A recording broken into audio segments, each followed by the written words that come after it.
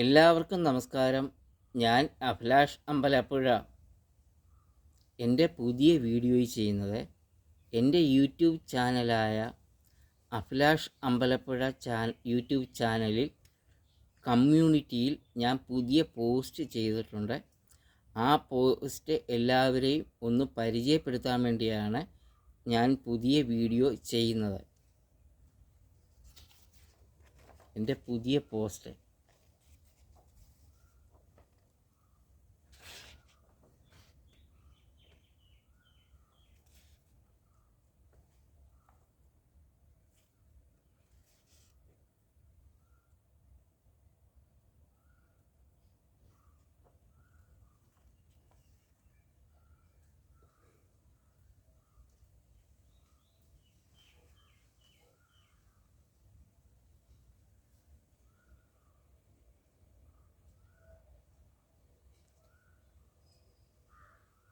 സർക്കാരിൻ്റെ കാശിൻ്റെ കുന്തളിപ്പ്.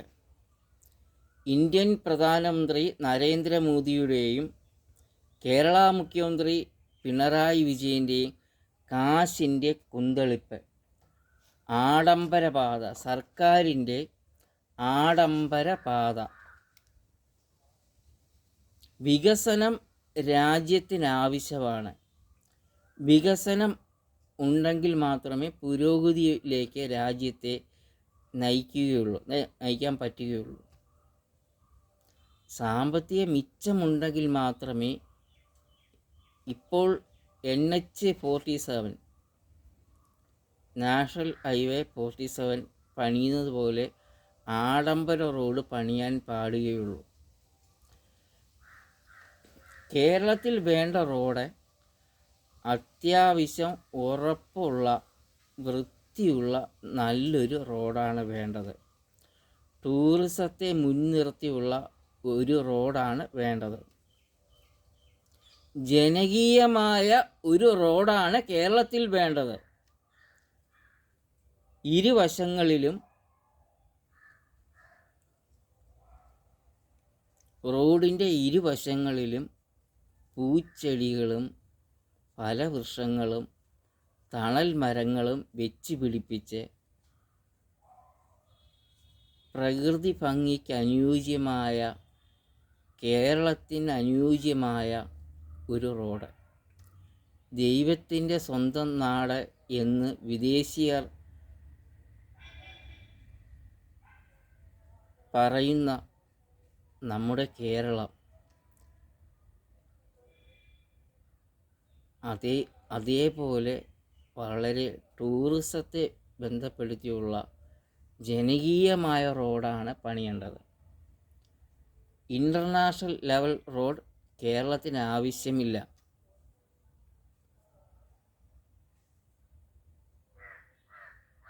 എൻ്റെ ജന്മനാടായ അമ്പലപ്പുഴയിൽ മേൽപ്പാലം പണിയുന്നത് അധികൃതർ ഒഴിവാക്കണം. എൻ്റെ അടുത്ത വീഡിയോയിൽ ഞാൻ വിശദമായിട്ട് അമ്പലപ്പുഴയിലെ മേൽപ്പാലം പണിയുന്നതിനെക്കുറിച്ച് വീഡിയോ ചെയ്യുന്നുണ്ട്. അപ്പോൾ കേരളത്തിന് ഈ ആഡംബര റോഡ് ആവശ്യമില്ല. ഈ ആഡംബരം കുറച്ച് കഴിഞ്ഞാൽ കേരള സർക്കാരിന് കോടിക്കണക്കിന്